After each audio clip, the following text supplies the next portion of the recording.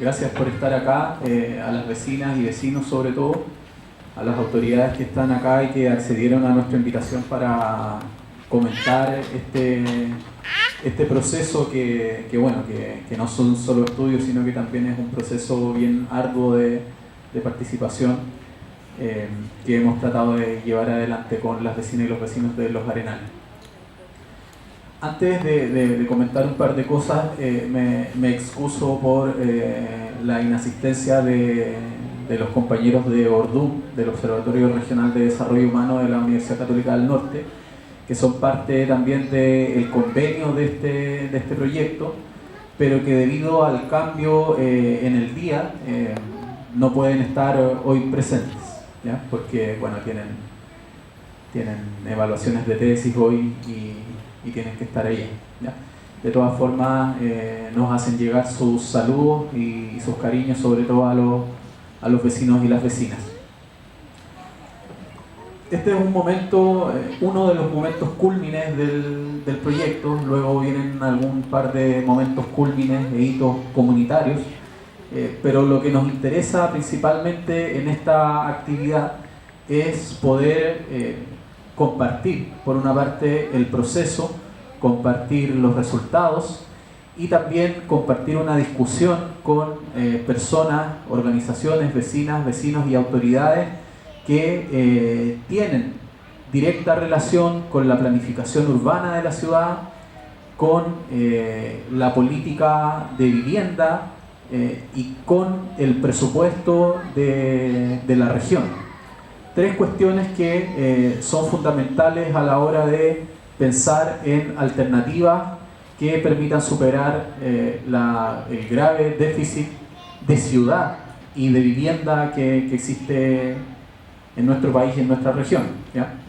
Porque probablemente muchas personas tienden a pensar que la resolución de estos temas tienen que ver única y exclusivamente con el Serviu, pero el Serviu, si bien es la institución más relevante a la hora de responder a estas cuestiones, no es la única, ¿ya?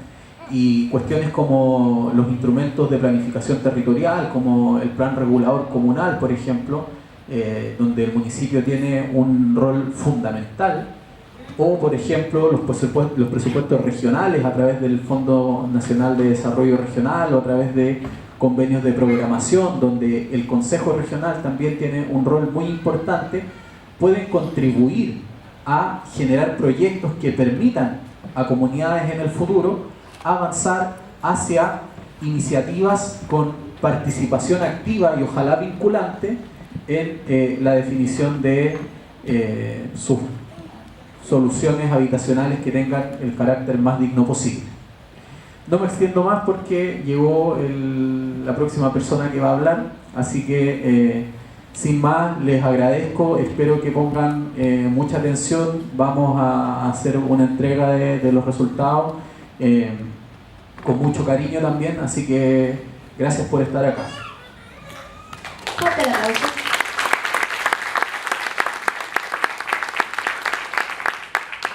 Agradeciendo las palabras de Pablo, solicitamos a Marcelo Mamani, de la agrupación Rompiendo Barreras del Macrocampamento Los Arenales, a que entregue unas breves palabras. Aplausos, por favor.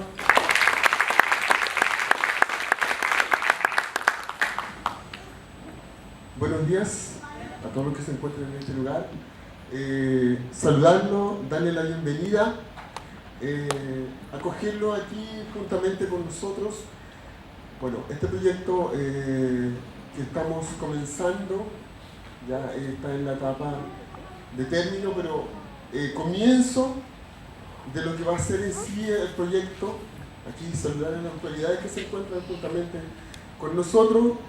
Yo creo que esta es una tarea en conjunto, nosotros, los profesionales que han trabajado en conjunto con nosotros y ahora de la mano con las autoridades que están presentes para poder seguir trabajando en este proyecto. Vemos que aquí en Antofagasta y en el país entero, específicamente en Antofagasta, hay un déficit habitacional y pienso yo de mi parte, y lo creemos así, que es una forma, una manera también de ir al desarrollo, de poder enfrentarnos. Queremos ser un país desarrollado y es una forma de ir al desarrollo. ¿Por qué? Porque estamos de esta manera, no puedo decir eliminando, sino que sustituyendo a la pobreza, a la gente que en este momento todavía se encuentra sin habitación. Es una forma, el proyecto de erradicación es una forma de poder avanzar, de poder seguir hacia el futuro. Así que esperemos de una buena forma, haciéndolo de una buena forma como corresponde, construyendo igual nuestras propias casas, a lo mejor con ayuda de gobierno, de una mejor forma. Hemos visto a lo largo del país, porque muchos dicen, perdón que me extienda un poco en esto, pero muchos dicen, hay casas de material ligero. Yo veo por el país entero casas de material ligero, constructores inmobiliarias entregan casas de material ligero.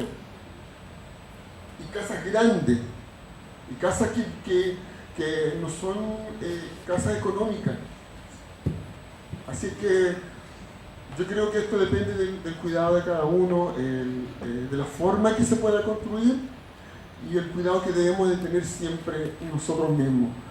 Gracias a todos los que se encuentran en este lugar, esperemos que todos pongan la misma confianza y la misma fe en el proyecto que nosotros hemos estado haciendo y que queremos seguir, que va a ser el futuro nuestro, de nuestra vivienda y donde nosotros nos vamos a desarrollar como personas. Gracias.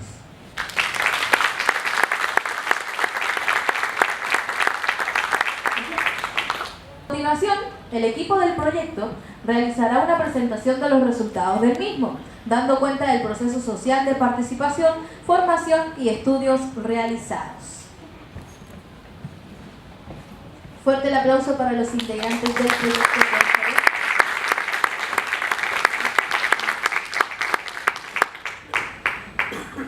Hola, vamos a dividir la presentación como en 4 partes. Vamos a hablar un poco primero de antecedentes generales del proyecto, luego de qué es la SDI, aunque probablemente muchas personas no saben qué es la SDI, que es la organización que financia el proyecto.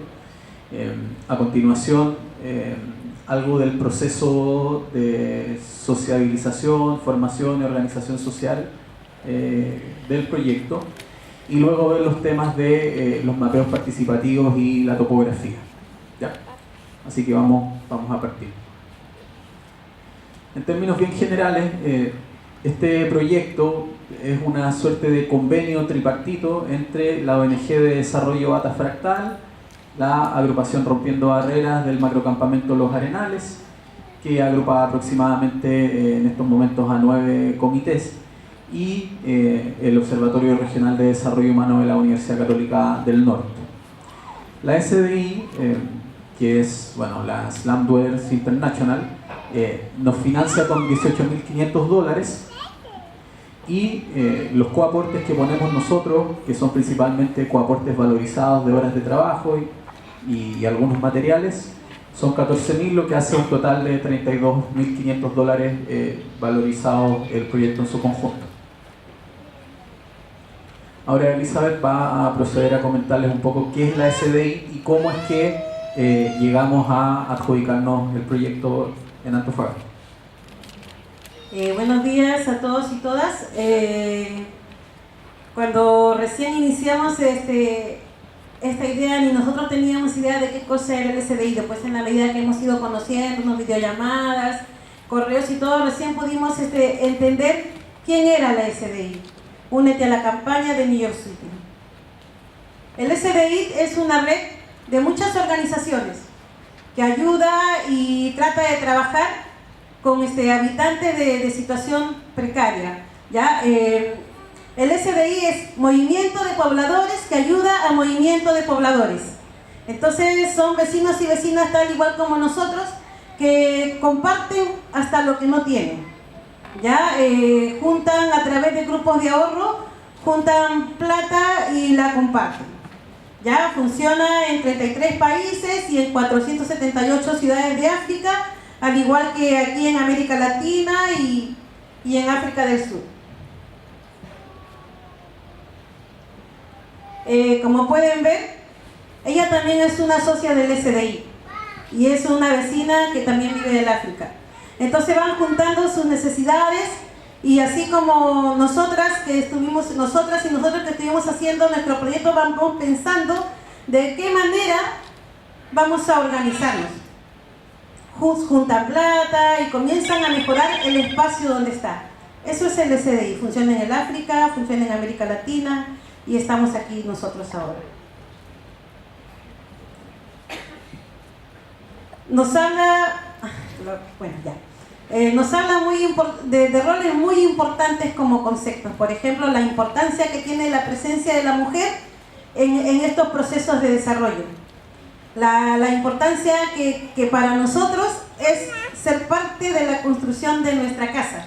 A través de los grupos de ahorro, nos invitan a desarrollarnos como líderes y a capacitarnos. En ellos los programas del mini diplomado que nosotros tuvimos, proceso de formación, donde no solamente se recibió la capacitación, no solamente a los vecinos y vecinas de los Arenales, sino también de otros campamentos que participaron. Aprender haciendo.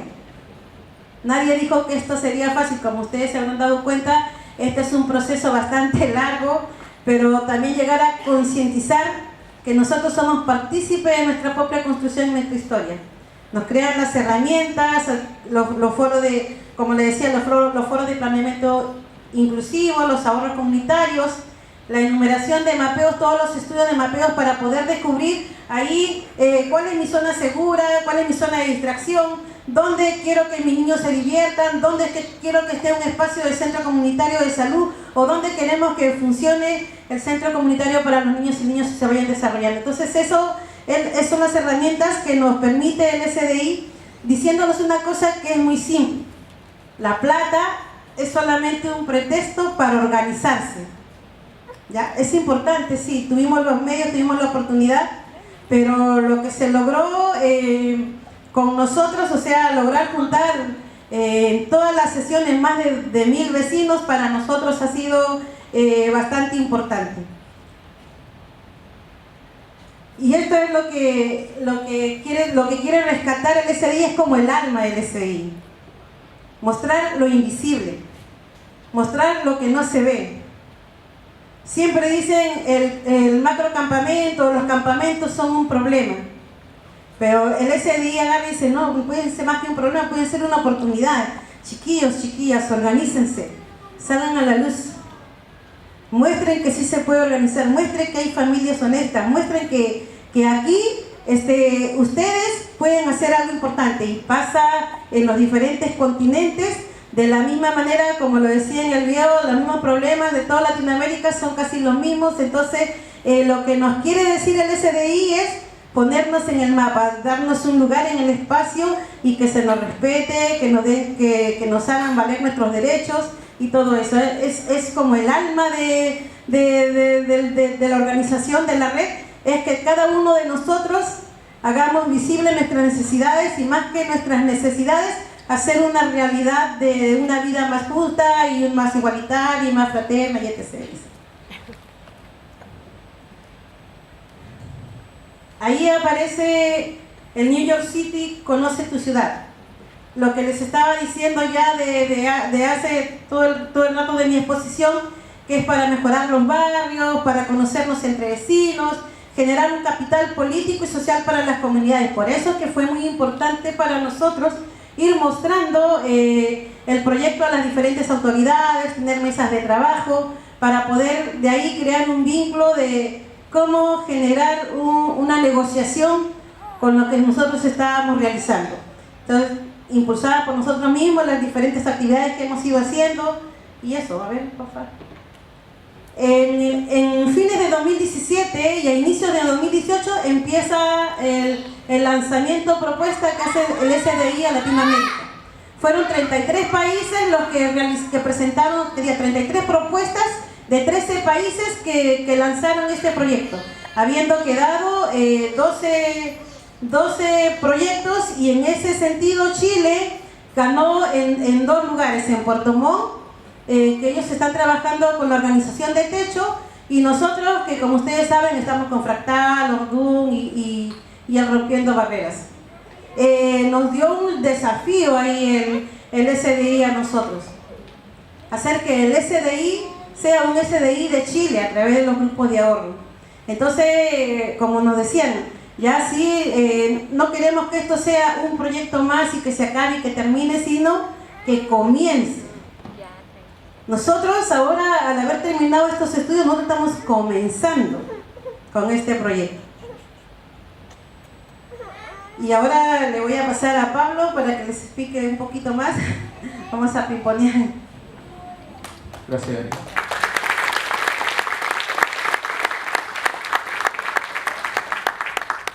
A ver, a nosotros nos llega en febrero a través de un contacto el llamado que estaba haciendo el SDI. En ese momento nosotros no teníamos idea qué era el SDI y presentamos una prepropuesta, ¿ya? Y al cabo de un mes nos dicen que esa prepropuesta se encuentra preseleccionada y por lo tanto había que mandar la propuesta final, la que enviamos ahí por mayo aproximadamente del 2018. Y finalmente es aprobada junto a los otros proyectos que mencionó Elizabeth.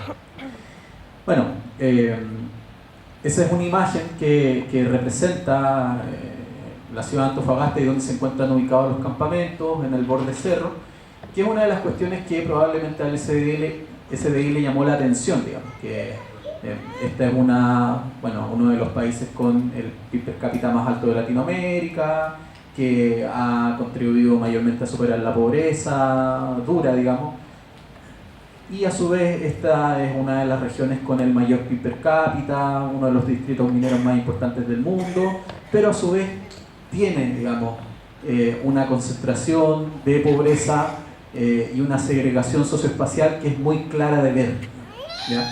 Y que está en los cerros, no está en la costa. En la costa hay otras casas, ¿sí? Entonces, esa gran desigualdad socio-urbana es la que al SDI también le interesó. Y bueno, ahí está el macrocampamento Los Arenales. Y pasamos ya a ver cuáles eran los objetivos de nuestro proyecto. Ahora, una de las cosas centrales es que también en los campamentos de la ciudad, y ustedes lo deben tener muy claro, y también en los arenales se da una mixtura, ¿cierto?, de nacionalidades, de culturas, de formas de vida, que también va enriqueciendo el proceso mismo. O sea, cuando nosotros hablamos de proyecto modelo, cuando hablamos de un barrio latinoamericano, estamos hablando de eso, digamos. O sea, estamos hablando de un proyecto que está haciendo actualmente. O sea, actualmente los arenales y algunos otros campamentos son ejemplos, son experimentos de barrios latinoamericanos en la práctica, ¿ya? Entonces, lo que nosotros buscamos es que ese experimento que está en una situación de precariedad, de asentamiento segregado, vaya incorporándose progresivamente a la trama urbana, ¿ya? Y bueno, para eso los objetivos son los siguientes: realizar algunos estudios de suelo y topográficos del terreno, realizar mesas de trabajo con el gobierno para evaluar la opción de levantar el proyecto de vivienda ahí mismo en los arenales, generar un proceso participativo de las vecinas y los vecinos a través de los mapeos que luego se van a comentar, escuelas de formación respecto de derecho a la vivienda en la ciudad, y actividades también que nos permitieran fortalecer la integración y la cohesión al interior del campamento. Realizar un precenso de los arenales y dar a conocer la experiencia a nivel nacional e internacional, que es algo que hemos estado haciendo, y este seminario también es un hito en ese sentido. El proyecto tiene 4 fases, ¿ya? La primera, que es una fase que duró aproximadamente 2 meses, que era la de socializar el proyecto al interior del campamento, mostrarlo a nivel comunal, generar algunas instancias de participación y de formación. En segundo lugar, comenzar con los estudios de suelo y topográficos, los levantamientos de las imágenes con dron, etc. En una tercera etapa, avanzar hacia el precenso y comenzar, cuestión que comenzamos un poquito antes, con las rondas de conversación con las autoridades, que luego también vamos a comentar. Y finalmente la etapa de cierre, que es una etapa que está en proceso, digamos, este también es uno de los hitos de cierre, y que tiene que ver con la presentación de los resultados finales. Ahora, respecto de la etapa 1, ¿qué podemos comentar? A ver, comenzamos con asambleas por comité iniciales para presentar el proyecto, para presentar qué era el SDI, de qué se trataba el proyecto, y esas asambleas, por suerte, fueron siendo cada vez más concurridas, ¿ya? Bueno. Ahí tenemos un poco la frecuencia de asistencia desde comienzos de julio hasta fines de noviembre, lo que bueno, nos da un total de asistencia registrada en esas asambleas de aproximadamente 2.037 personas y un promedio de 113 personas por asamblea. También desarrollamos algunas actividades recreativas. Por una parte, en julio, que realizamos el lanzamiento propiamente tal del proyecto, y la Feria Intercultural Latinoamericana, que se realizó luego, y ahí tenemos algunas imágenes donde bueno, se distribuyeron los comités por países, en realidad todo el macrocampamento por países, y presentaron comidas típicas, bailes y una serie de otras actividades. Otro hito importante que fue liderado por Ordum en este caso fue el proceso de aprendizaje más servicios que ellos realizaron con estudiantes de arquitectura, ingeniería en sistemas, ingeniería comercial, donde las y los estudiantes fueron y pintaron prácticamente todas las fachadas del sector de la cancha del campamento Chilenos de Villa El Sol. Y ahí hay algunas imágenes de un proceso que se realizó durante un fin de semana en el mes de agosto, si mal no recuerdo. También realizamos el mini diplomado de formación en Derecho a la Ciudad y la Vivienda, que contó con participación de vecinas y vecinos del macrocampamento y también de algunos campamentos de la ciudad, de otros campamentos de la ciudad. Y ahí están un poco los temas, ¿cierto? Vimos historia latinoamericana de las y los pobladores, derechos humanos, migraciones e interculturalidad, poder y desigualdad, urbanismo y derecho a la ciudad, política de vivienda en Chile, economía solidaria y cooperativismo, y género y relaciones entre hombres y mujeres. Y bueno, ahí podemos mostrar algunas de las imágenes. Quizá una de las cuestiones centrales acá, y que probablemente algunos no lo tomaron con el peso que tenía, hubiéramos esperado más vecinas y vecinos de otros campamentos. Tuvimos la presencia de personalidades muy importantes a nivel internacional y nacional en lo que tiene que ver con derecho a la vivienda, a la ciudad, movimientos de pobladores como la Ori González Ducamau, la gente de Vivienda Digna, la gente de la Federación Nacional de Pobladores, la Ana Subrañez, que es una de las arquitectas más importantes de Chile, co-creadora de la Coalición Internacional del Hábitat, la Joan McDonald, que actualmente hace consultoría para la SDI, que fue subsecretaria de Vivienda en el primer gobierno de la Concertación. Entonces, personalidades importantes que pudieron contribuir bastante a la formación de las vecinas y los vecinos. Bueno, ahí tenemos algunas otras fotos más.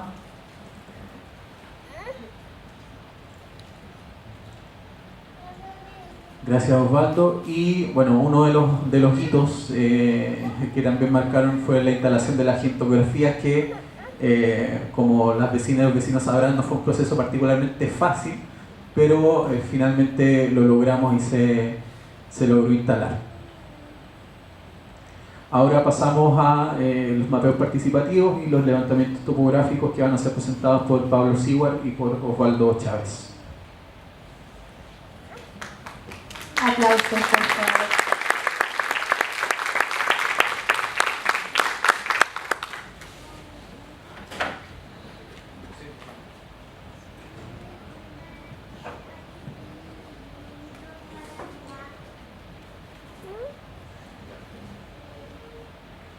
Hola, muy buenos días, soy Osvaldo Chávez, arquitecto asesor del proyecto SDI en Los Arenales. Vamos a presentar algunos aspectos generales respecto a los mapeos participativos y algunos resultados. Bueno, vamos a hablar acerca del origen de los mapeos y acerca de los conceptos, ¿vale?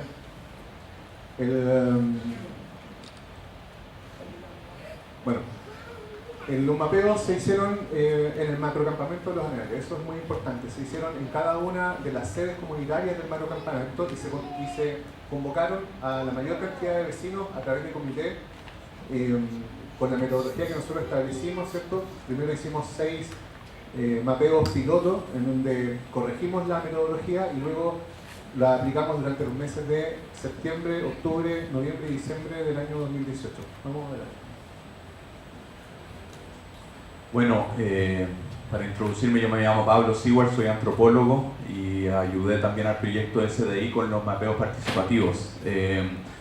Un mapeo participativo quizás no es un concepto que no lo manejen todos. Básicamente, en grandes resúmenes, es estudiar territorialmente a través de mapas un territorio con los vecinos y con profesionales por otro lado. Al principio el mapeo tenía una técnica netamente cartográfica, es decir, la idea era levantar líneas, polígonos, puntos, si es que ustedes se manejan con esa metodología. Y cuando ingresé yo y otros profesionales también lo hicimos y usamos una metodología etnográfica, que tiene que ver con levantar las experiencias de las personas, la vida cotidiana y no tanto estos datos cuantificables como son las líneas, los polígonos, etc. El equipo que condujo los mapeos era un equipo multidisciplinario, la verdad es que bastante novedoso lo que pasó. Había un arquitecto que era Lopato, un antropólogo, yo, una geógrafa, Leila Méndez, y 2 psicólogos sociales que eran Gonzalo y Andrés, y ese aspecto multidisciplinario nos permitió desarrollar los mapeos de una manera bien amplia y rica.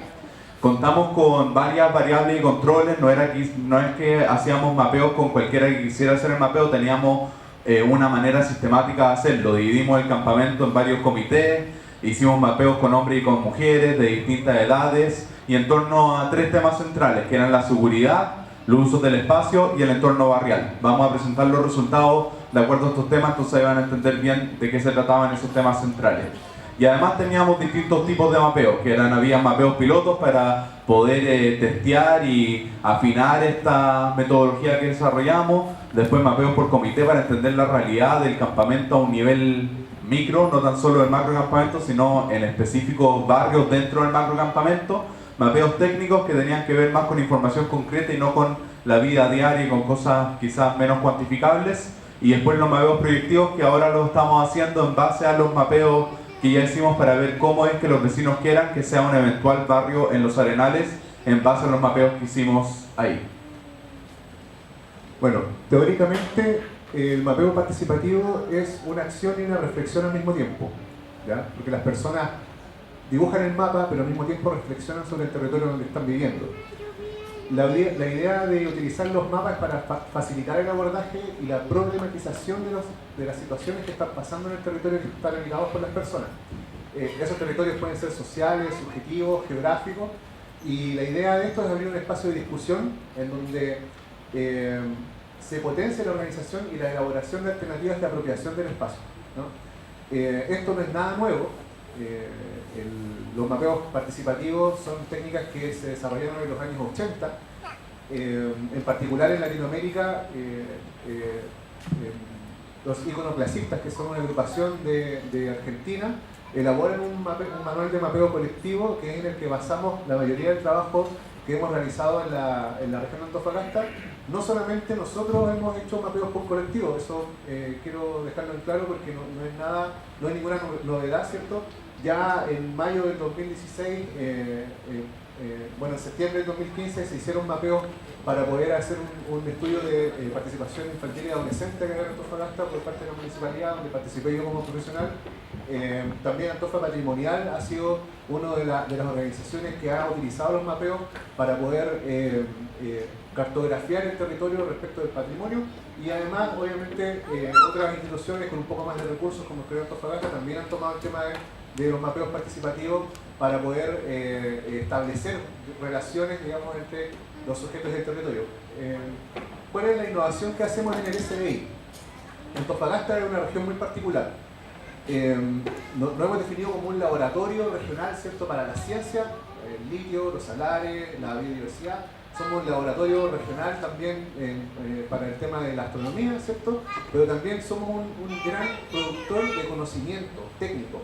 No todas las regiones de Chile tienen profesionales que sean capaces de, por ejemplo, generar información de alto nivel en términos de cartografía, fotogrametría, sistemas de información geográfica. ¿Por qué? Porque en la región de Antofagasta, al ser una región minera, esa es una materia que es muy, digamos, de muy avanzado conocimiento técnico.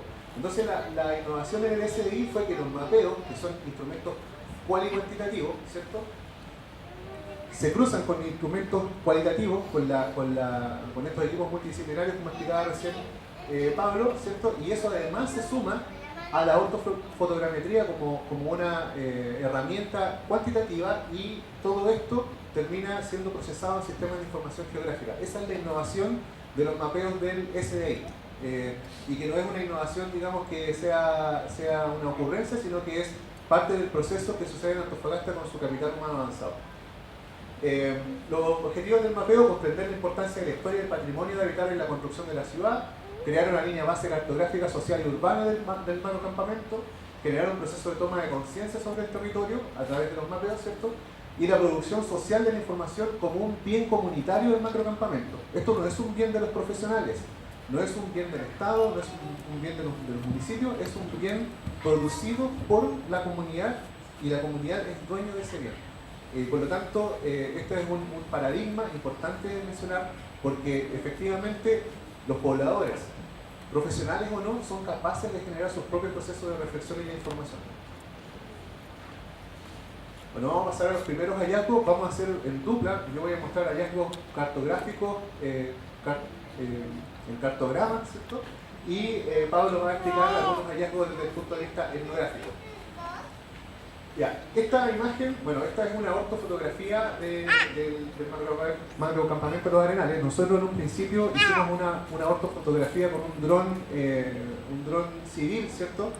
Con una precisión que estaba alrededor de los 7 u 8 metros. No es una precisión no es algo muy preciso, pero luego contrastamos los datos con la ortofotogrametría que hizo Luis Araya como consultor del proyecto, y los resultados que ustedes están viendo en esta imagen son de seguridad, seguridad y medio ambiente al mismo tiempo. El hallazgo más importante que nosotros encontramos tanto en los mapeos como en los análisis que se realizaron en estos mapeos es que los principales lugares del macrocampamento que generan inseguridad y donde se producen la mayor cantidad de problemas de seguridad, ya sea decir asaltos, riñas o otro tipo de conflictividad, digamos, social, están enmarcados en la periferia del macrocampamento, y está asociado principalmente a la degradación del espacio público urbano alrededor del campamento. ¿Ya? Ese es el lugar, digamos, donde la seguridad es más deficiente, porque no se cuenta con iluminación. En la periferia del macrocampamento las calles no están en buen estado, y principalmente es como tierra de nadie. O sea, no hay intervención, digamos, por parte de el Estado o el municipio en ese sector, en particular con el tema de la calidad situacional del espacio público, ¿ya? Sí, por ejemplo, hay servicios que se prestan como la recolección de basura, hay otros servicios que se prestan en términos de seguridad, ronda, digamos, del plan cuadrante, etcétera, etcétera, pero en términos de la configuración del espacio público, esa degradación se denota finalmente en una inseguridad, digamos, en las zonas periféricas. Lo que ustedes ven en las zonas interiores con líneas oblicuas, ¿cierto? Son zonas que tienen problemas ambientales, ya sea porque se acumula basura en sus microbasurales, porque se botan aguas residuales de las propias casas, ¿cierto? Como fenómeno normal de habitar un territorio. Y ustedes pueden ver ahí, estas son fotografías, las dos primeras son de donde está la escuela de Mofune. Al fondo, en la primera fotografía está el Liceo de los Arenales, y ustedes podrán ver, digamos, el nivel de degradación que existe en la periferia del macrocampamento. La tercera foto que ustedes están viendo es una fotografía de un sector de un talud, ¿cierto?, que está con microbasurales, donde se tiran aguas residuales y que generan problemas medioambientales. Pablo. Por otro lado, estudiamos la seguridad desde otros puntos de vista. Cuando uno habla de seguridad ciudadana o pública en términos del crimen, habla de seguridad ambiental, pero también habla de otros tipos de seguridad que tienen un enfoque más subjetivo o social. Y lo que nos percatamos es algo muy interesante, que se podría denominar la seguridad ontológica que le provee el campamento a los pobladores. Una y otra vez, en distintas sesiones de mapeo, nos pudimos percatar que si bien vivir en un campamento, como la gente que vive y como la gente que lo estudia, como la gente que hay en los campamentos, conlleva una serie de vulnerabilidades, también les provee a las personas seguridad, en el sentido de que la mayoría de las personas que viven en los campamentos, que viven en particular en el macrocampamento Los Arenales, son personas, como mencionaba Elizabeth en el video, inmigrantes, extranjeras, que llegaron a esta ciudad a emprender, a vivir una vida mejor, y se encontraron con un sistema inmobiliario de arriendo donde el costo es altísimo y además donde hay prácticas abusivas hacia ellos. El irse a los campamentos les permitió salir de ese ciclo, ¿no?, en donde uno gasta la gran parte de su sueldo pagando arriendo y en condiciones muy precarias. Como mencionamos acá, extraje algunas de lo que nos dijeron los vecinos en los mapeos. En esas presiones uno no podía hacer bulla, nadie te puede visitar porque todo le incomoda. Lo bueno de vivir en un campamento, a diferencia de las pensiones donde arrendaban, es que nadie lo humilla a uno. En las poblaciones o pensiones donde la gente vivía, por ejemplo, nadie se hablaba, cada uno de la casa al trabajo, en vez del campamento hay una vida más comunitaria. Nosotros tenemos a cargo, cuando va a presentar Jorge Luis Honores, asesor urbano de la ciudad de Antofagasta. Nuestra función técnica es definir lo que es el plan regulador de la ciudad, sus definiciones y proyección a futuro y las condiciones de edificación. Básicamente, yo tengo la experiencia, digamos, de trabajar ya en la municipalidad 28 años, con el nacimiento de la Supermanzana 10, que es un efecto que está con Víctor Calve, también estuvimos en ese proceso, que es la construcción de la Supermanzana 10, que está donde actualmente la Plaza Bicentenario, y la construcción de la nueva ampliación de ese sector que nosotros llamamos Bonilla.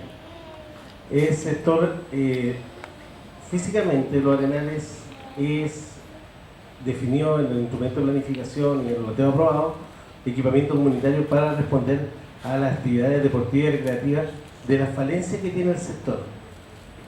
Dentro de ese ámbito, la ciudad de Antofagasta se caracteriza por estar segregada totalmente.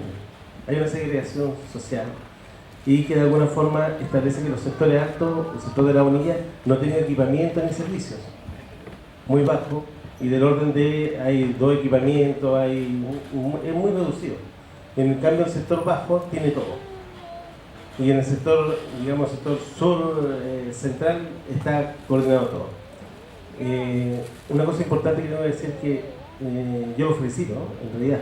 La presentación, el trabajo que hizo Fractal, lo que hizo la Universidad Católica, lo que hizo Chávez, todo el proceso está muy bien armado. De hecho, dentro de la identidad de imagen de la ciudad de Antofagasta se fue construyendo en relación a la inmigrante y a la creación de las personas. Nosotros tenemos la mejor voluntad del mundo para poder resolver esto de alguna forma, llevando, digamos, los instrumentos de planificación y resolviendo los problemas urbanos. Los problemas urbanos, esencialmente, tú lo manifestaste, el entorno que genera el campamento del lugar, la ubicación y emplazamiento, que lo conversaba, digamos, con el Luis, que era en relación a aquello que tenía originalmente, que era un arenal gigante, por eso se llama Los Arenales, y luego fue rellenado, y que en cierta manera fue rellenado para poder consolidar a futuro unas canchas, pero no vivienda ni edificación. Por lo tanto, ahí entran los instrumentos del Estado, y de alguna forma u otra el Ministerio de Vivienda y Urbanismo son los que tienen los mecanismos para poder hacer esto. Dentro de ese ámbito, nosotros también depende mucho de la voluntad política del alcalde para poder definir, a la alcaldesa, para poder definir ese equipamiento comunitario, hacer un traspaso, generar algunas condiciones con el Ministerio de Vivienda y Urbanismo y también con bienes nacionales para resolver el tema. El concepto de comunidad que tienen ustedes es lo que nosotros queremos como identidad de la ciudad. Antiguamente existía, pero lamentablemente fue coartado por un poco con un tiempo de un gobierno dictatorial que de alguna forma u otra segregó o eliminó la red social. Y por lo tanto, construir nuevamente la red social de las ciudades es una tarea que es importante. Y esto es sumamente básico para poder construir. O sea, están construyendo comunidades, están construyendo cooperativas, porque antiguamente existían las cooperativas muchas que están construidas en la ciudad fueron construidas de esta forma. Por lo tanto, la ciudad debe permitir volver a su origen, a eso de comunidad, de generar la posibilidad de que se pueda autocontrolar, porque lamentablemente cerrar genera problemas de seguridad, lugares inseguros, se generan problemáticas y una serie de complicaciones porque la gente no se interesa por el vecino y a su vez el vecino no se interesa por el otro y pueden estar 1000 personas mirando que está pasando algo y nadie dice nada. Y es un efecto de que alguien va a decir algo, pero nadie dice nada. O sea, al final eso se produce, digamos, como un efecto social, sociológico, antropológico, como se podría decir. Pero la ciudad requiere que la comunidad se integre y logre una identidad. Ustedes están logrando una identidad con el campamento y con una serie de comités que conforman este macro campamento. Hay que buscar los instrumentos, buscar las soluciones, buscar las alternativas para resolver este tema y poder lograr de alguna forma u otra la dedicación a través de los instrumentos que pueda generar, digamos, el Ministerio de Vivienda y Urbanismo y los instrumentos que maneja el Estado. No hay que olvidar que la zona del sector de La Bonilla es una zona que está considerada dentro de la zona de segregación urbana como problemática, asociada principalmente porque la falta de servicio, la falta de oportunidades de que la comunidad se pueda integrar al espacio ha generado muy serios problemas, digamos, en el área y reconoció en la academia a nivel nacional como una zona que debería, inclusive las construcciones que ya existen, que son algunas viviendas sociales que tienen problemáticas, las Juan Pablo II, porque inclusive la Villa de Sangre para una conversión urbana, para poder recuperar, digamos, esos espacios que de alguna forma ahora fueron mal construidos o mal diseñados en su periodo de tiempo. Entonces, yo creo que la voluntad del plan regulador es justamente, de hecho por eso estoy acá, es un poco integrar la participación ciudadana dentro del proceso. Nosotros queremos hacer, nosotros llevamos 50 participaciones ciudadanas, tenemos que construir una imagen objetivo, tenemos la voluntad para hacerlo y nosotros lo vamos a construir a través de las personas, no lo vamos a construir a través de las 4 paredes que lo hacíamos antes. ¿Me entienden? Nosotros ahora ya vamos a procesar toda esta información, procesar la información que ustedes nos van a hacer llegar con estos estudios, porque nosotros nos son muy valiosos para poder resolver, digamos, básicamente lo que queremos de ciudad. O sea, lo que queremos nosotros de ciudad es que exista la comunidad, exista que la gente se interrelacione entre ellos. O sea, la voluntad de nosotros está, hay que buscar la fórmula, los mecanismos y convencer a las autoridades políticas para que esto sea realidad. Y ustedes están logrando un paso que es importante y ahí no hay que olvidar que una de las cosas más importantes es que hay que compensar esa zona que se está eliminando de equipamiento comunitario, que es un cancha, que puede ser parque, plaza y todo lo demás, en otro sector que puede ser cercano. Y ahí, bueno, hay que buscar con el Ministerio cuál es la alternativa para poder hacer eso, pero depende mucho de la voluntad política que se tenga el tema y eso en realidad, yo veo la parte técnica, yo veo más que problemas, soluciones, básicamente. O sea, para mí es hacer, pero como decía por ahí, resolviendo cosas. Entonces, yo realmente me voy contento en realidad porque el trabajo que han realizado ha sido muy bueno y felicito, digamos, al equipo que trabajó resolviendo esto y a la comunidad que participó en este proceso. O sea, para mí soy perfecto ahora, así que muchas gracias por todo.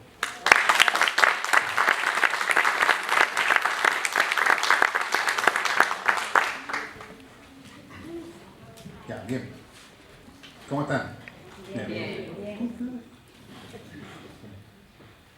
Bien, oye, el... ¿8 minutos? Ya, me avisa. Ya. Mira, vamos a establecer un par de relaciones de cosas que hemos conversado. Yo he estado ahí en el terreno, estuve esa vez cuando estuvimos en la noche conversando con toda la gente, hemos conversado ahí en la oficina nuestra, para que vayamos cerrando un par de etapas y también ver lo que se viene.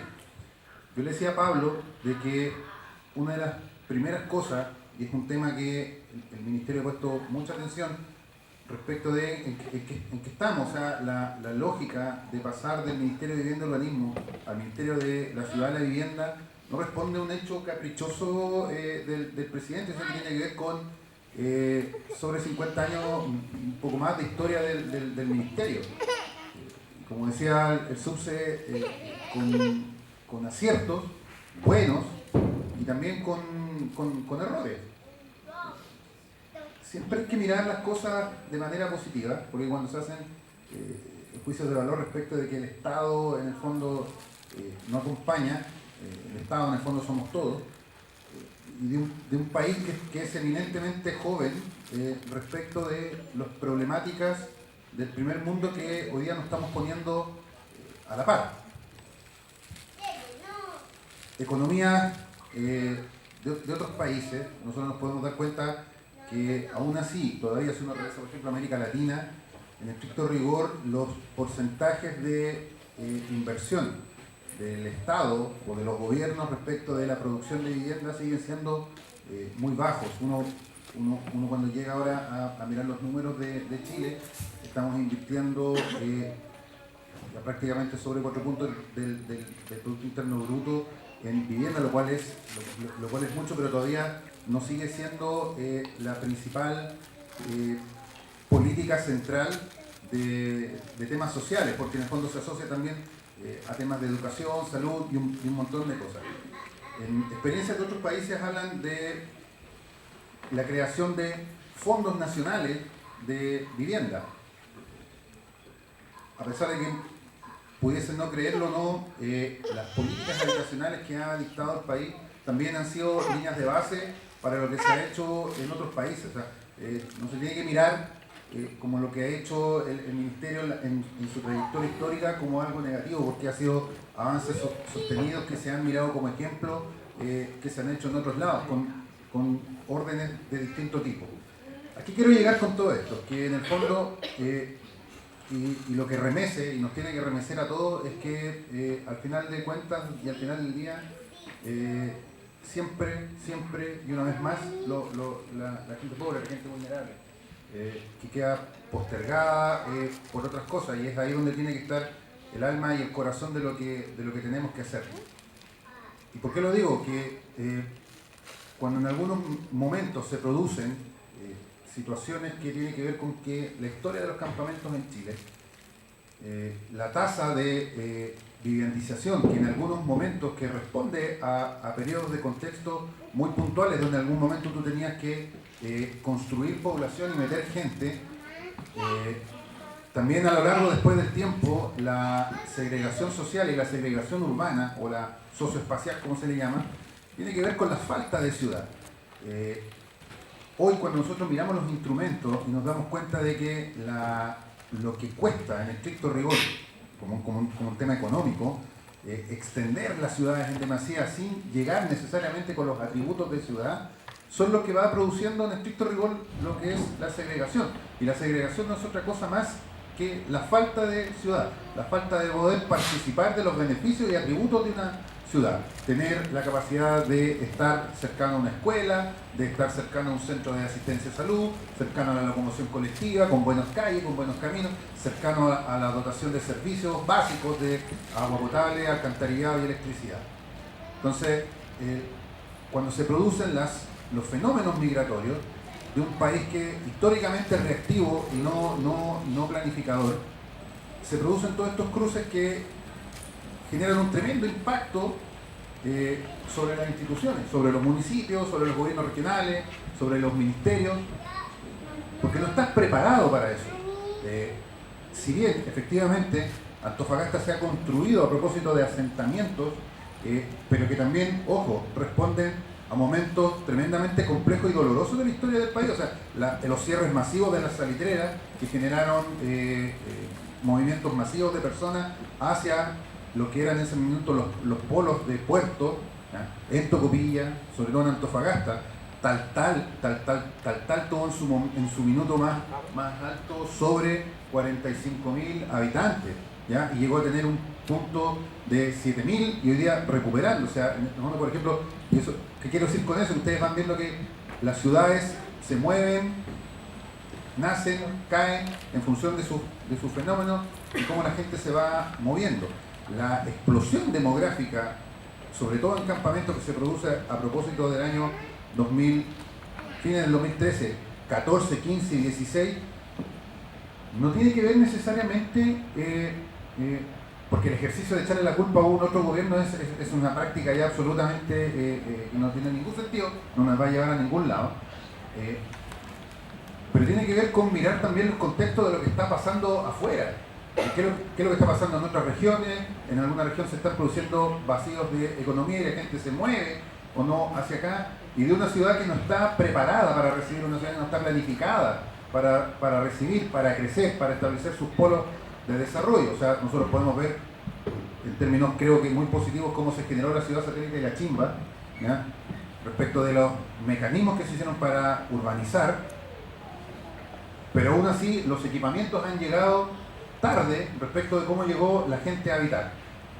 Si uno piensa que más del 60% de la inversión pública se produce desde la línea del tren hacia el sector costero, y menos del 15% de la inversión está hacia los sectores altos, donde se concentra curiosamente sobre el 60% de la población, te va dando cuenta de temas de sincronización de las planificaciones. ¿Qué tiene que ver con el tema de eso del campamento? Mucho, porque hoy día más que nunca el Ministerio está enfocado en los temas de codiseño y en establecer procesos de articulación que muy probablemente, y de hecho lo dijo Jorge Luis, hay zonas que se construyeron de la política habitacional que es muy posible que nosotros los próximos años tengamos que salir a repararla. Villa Alessandri es una de ellas, los famosos nichos 30 metros cuadrados, que fueron construidos con un propósito habitacional que respondía a un momento histórico, ¿ya?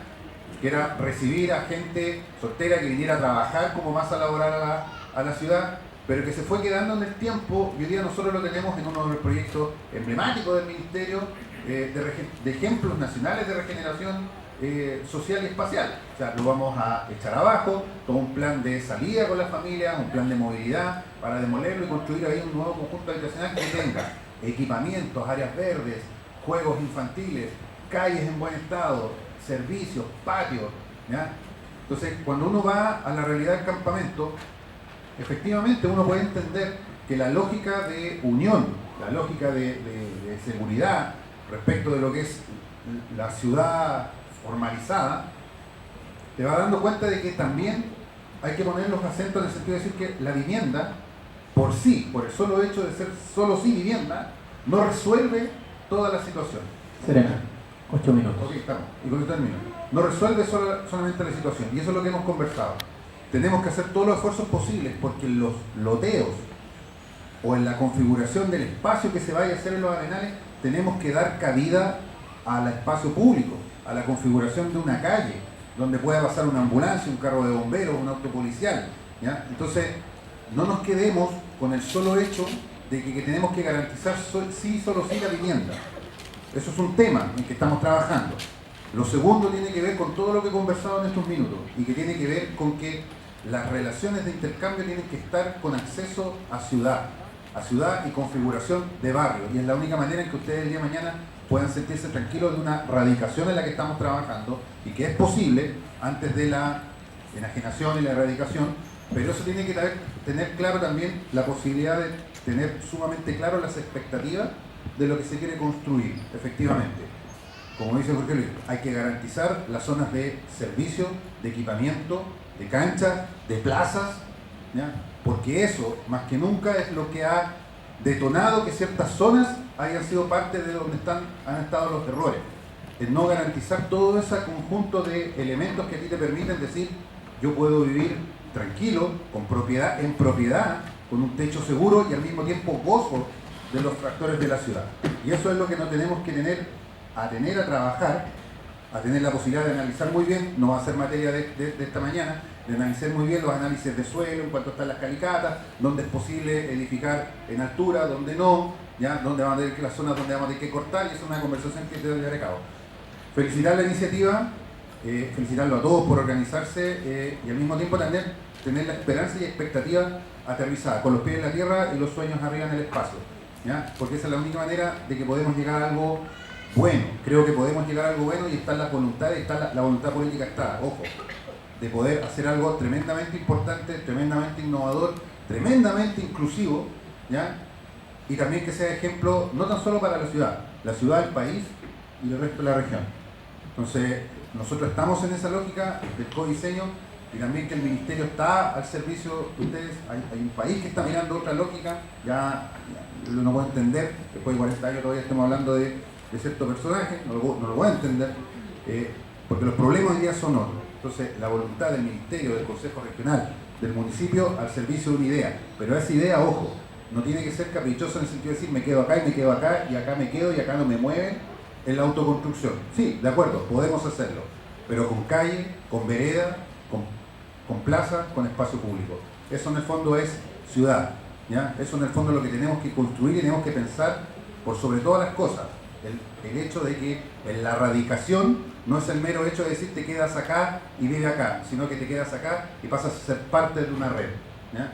Entonces, pensemos en eso y sigamos trabajando. Por lo menos de mi parte, y ustedes lo han sentido así, las puertas abiertas en el horario que quieran que conversemos y ir a terreno. Entonces, sigamos avanzando en ese tema, felicitar toda la iniciativa y también seguir profundizándola. Creo que es un camino a seguir. Una discusión tremendamente importante lo que se viene con el plan regulador respecto de dónde se puede y efectivamente dónde no se puede. Hay que tener muy claro eso en función sobre todo de quién anda repartiendo sueños que van a ser imposibles, porque no hay zonas donde no se puede llegar con alcantarillado y agua potable, donde no se puede, y hay zonas donde sí se puede. Nosotros hoy por hoy tenemos un estudio de Bordecerro donde vamos a determinar muy bien dónde se pueden hacer las radicaciones y dónde no. La invitación es a que ese tema va a ser muy participativo, muy inclusivo, es un proyecto que nos ha financiado el gobierno regional y que va en la misma lógica de esto, en el sentido de decir, dejemos de que esto sea un problema y sea una oportunidad de ciudad. Así que eso por mi parte, muchas gracias.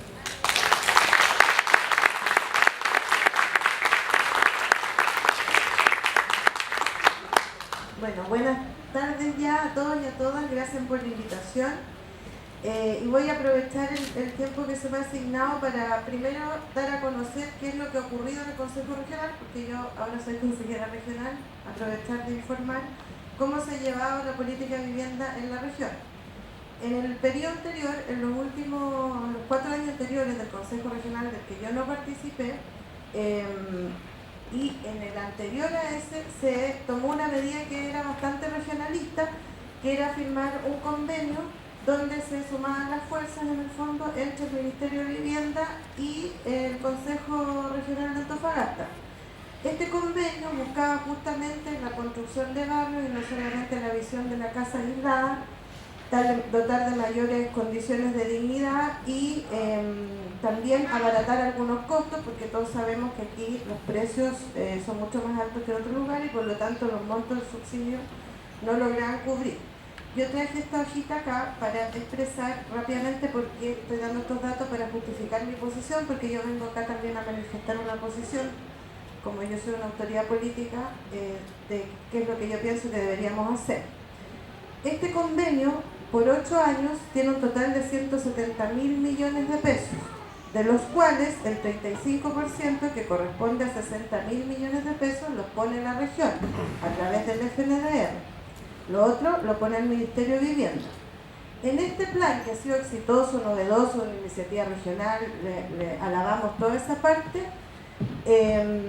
se van a lograr construir en total, entre las viviendas que ya se construyeron, las que están en construcción y las que se van a construir, un total de 4.323 viviendas. Es decir, podríamos decir más o menos que por 170.000 millones de pesos, en 8 años vamos a tener 4.000 viviendas en el sistema formal del comité y como le llama el ministerio, la fila, que nadie salga de la fila, etc.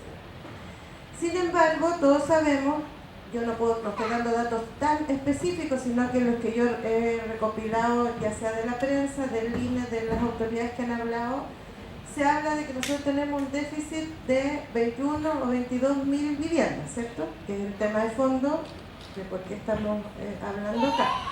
Yo puse ahí más, 24.000. Por eso puse una escalerita ahí, porque no importa el número que le pongamos a la lámina, ese número siempre va a ir subiendo. Así que si ayer era 23.000, mañana puede ser 26.000. Esta ciudad, por sus características, la gente va a seguir llegando. Y según y este número, obviamente, si uno hace sin ser matemática ni científica, calcula que en 8 años por 170.000 tú estás haciendo 4.000. ¿Cuándo vamos a llegar a solucionar esto, que es dotar a toda la comunidad? Esto incluye a los que son de acá, a los que no son de acá, a los que vienen de Chile, a los que vienen de otros países, porque yo por lo menos veo la vivienda es un derecho humano, y por lo tanto el Estado, a mi juicio, tiene la obligación de dotar de ese derecho a todas las personas. Por lo tanto, yo con esa visión digo, en la región de Antofagasta, en esta comuna particularmente, aunque entiendo que en otras comunas se están dando un fenómeno similar, la solución, a mi juicio, es la radicación. No hay otra forma de que nosotros lleguemos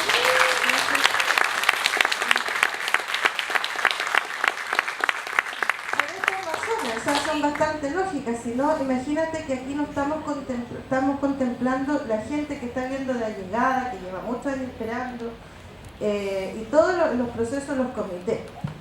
¿Cómo creo yo y cuál es el tema que yo quisiera poner hoy día sobre la mesa? Porque yo por eso hablé al último, porque ellos son el Ceremi de Vivienda, obviamente tienen la última palabra de lo que vinimos a hacer hoy día acá específicamente. El encargado del plano regulador del municipio son los técnicos que van a definir si esto se hace o no se hace, particularmente lo que ustedes nos han venido a presentar hoy día. Es una decisión radical.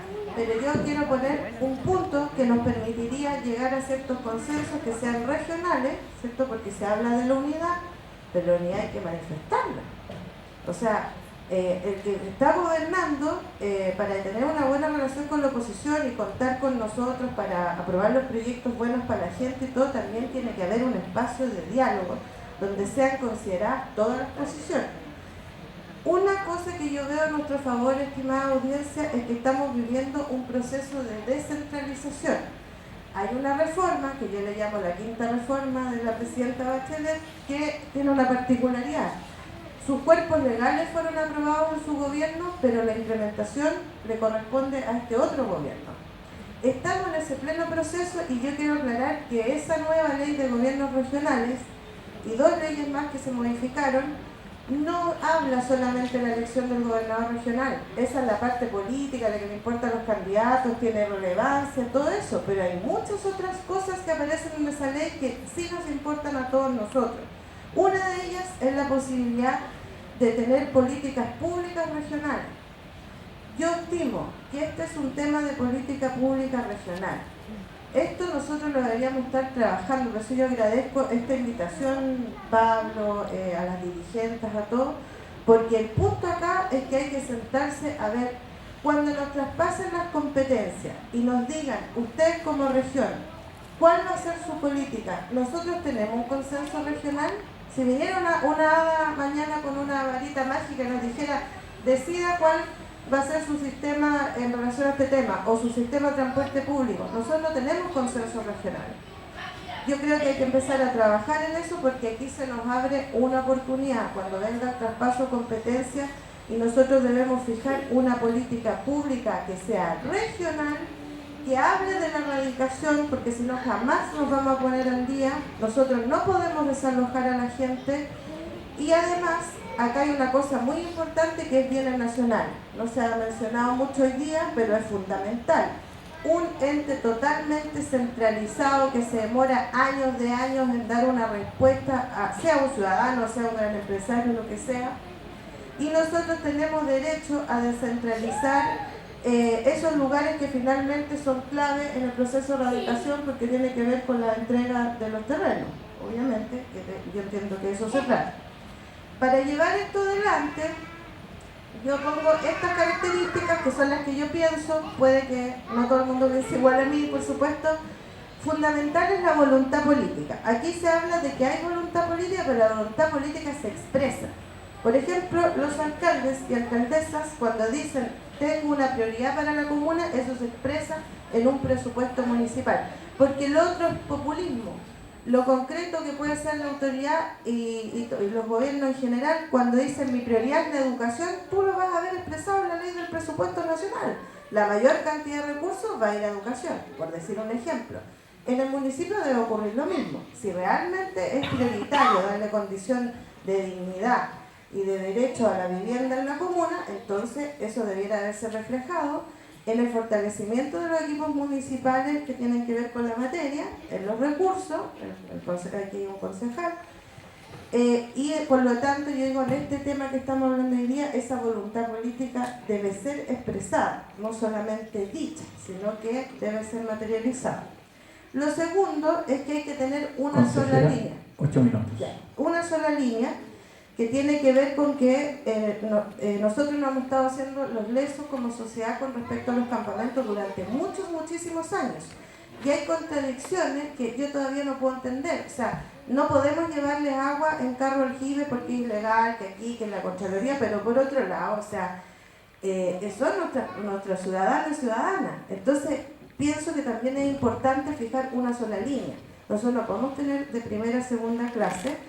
La participación es fundamental, por eso que yo quiero felicitar este ejercicio. Me parece que deberíamos tomarlo como un ejemplo. Y por último, como me queda muy poco tiempo, decir que yo sé que hay una fórmula para este caso en particular que depende de la voluntad de estos actores. Yo quiero manifestar mi compromiso con eso.